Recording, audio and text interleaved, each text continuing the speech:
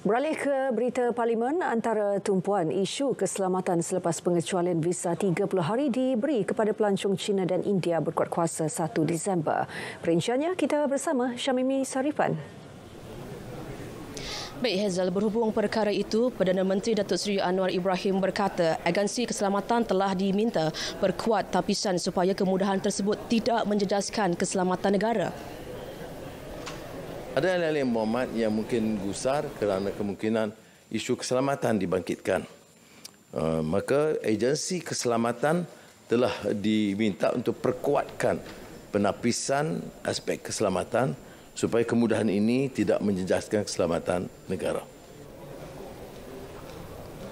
Beliau menjelaskannya di Dewan Negara. Sementara itu di Dewan Rakyat, Timbalan Menteri Kesihatan Datuk Lukan Isman Awang Sauni memaklumkan 9 kes jangkitan cacar monyet Mpox dilapor berlaku di negara sejak Julai lalu. 6 kes direkodkan di Ibu Negara, 2 di Selangor dan 1 kes di Sarawak. Ia melibatkan seorang warga asing dan 8 warga tempatan.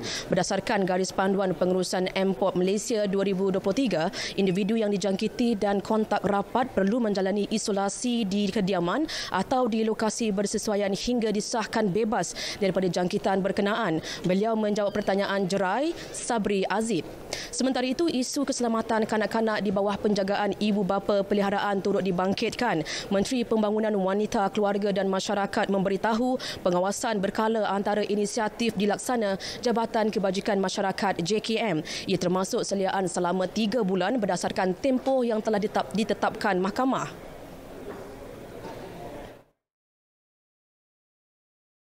Pelindung atau PPKK atau individu yang dilantik akan membuat janji temu dengan ibu bapa peliharaan atau OYLS bersama pelindung JKM, sama ada hadir ke pejabat JKM ataupun lawatan ke rumah.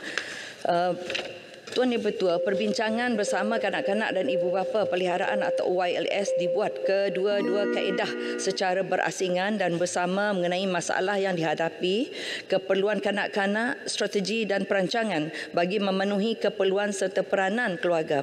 Selain itu, pelindung juga boleh mengadakan lawatan ke sekolah atau tempat kerja kanak-kanak berkenaan dan mengadakan perbincangan dengan guru atau majikan mengenai isu yang dihadapi oleh kanak-kanak serta penyelesaian keperluan keuangan dan menilai kemajuan kanak-kanak berkenaan.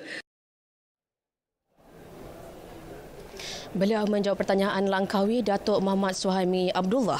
Setakat Ogos lalu, sebanyak 1,240 kes penderaan fizikal melibatkan kanak-kanak telah diselia di bawah JKM, manakala 1,603 kes lagi membabitkan penderaan seksual diikuti 1,530 kes pengabaian. Rang Undang-Undang RUU bagi mengawal selia aspek kebajikan pesara dan bekas pegawai polis sedang dirangka. Timbalan Menteri Dalam Negeri Datuk Seri Dr. Samsul Anwar Nasar berkata RUU itu masih di peringkat penelitian pegawai undang-undang di kementerian. Sesi libat urus dijangka dilaksana tahun depan sebelum ia dibawa ke Jemaah Menteri dan seterusnya dibentangkan di Parlimen. Pagi ini. Terima kasih, Speaker. Baik. Sebab itu rang undang-undang pesara dan bekas pegawai polis dijadikan punca kuasa untuk antara ialah perkara-perkara yang berkaitan dengan pendaftaran pesara polis dan bekas pegawai polis sebagai mengawal persatuan-persatuan pesara polis dan juga bekas pegawai polis, dan ia juga sebagai punca kuasa untuk menjaga kebajikan pesara polis dan pegawai polis. Ini yang penting. Dan yang kedua, beliau menjawab pertanyaan soalan tambahan dari Wakil Jempol Datuk Syamsul Kahar Muhammad Deli. Lafaz rukun negara akan dilaksana pada setiap sesi pembukaan penggal Dewan Rakyat iaitu pada hari kedua mesyuarat pertama. Perkara itu dimaklumkan Yang di-Pertua Dewan Rakyat Tan Sri Johari Abdul. Keputusan itu susulan permohonan daripada Menteri Perpaduan Negara Datuk Seri Aaron Agu Dagang yang mencadangkan supaya rukun negara dilafazkan di Dewan Rakyat di Parlimen. Saya membawa cadangan ini ke Jawatankuasa Pembinaan Negara Bangsa, Pendidikan dan Pembangunan Sumber Manusia dan juga Jawatankuasa Peraturan-Peraturan Mesyuarat untuk dipertimbangkan, dan kedua-dua jawatankuasa ini bersetuju untuk melaksanakan lafaz rukun negara ini di Dewan Rakyat. Baik, sekian dulu perkembangan dari Parlimen. Perencanaan akan kami bawakan dalam buletin Parlimen malam nanti. Dari sungai hingga ke segara, Palestin pasti merdeka. Kembali bersama Hazel di studio. Syamimi Saripan, terima kasih.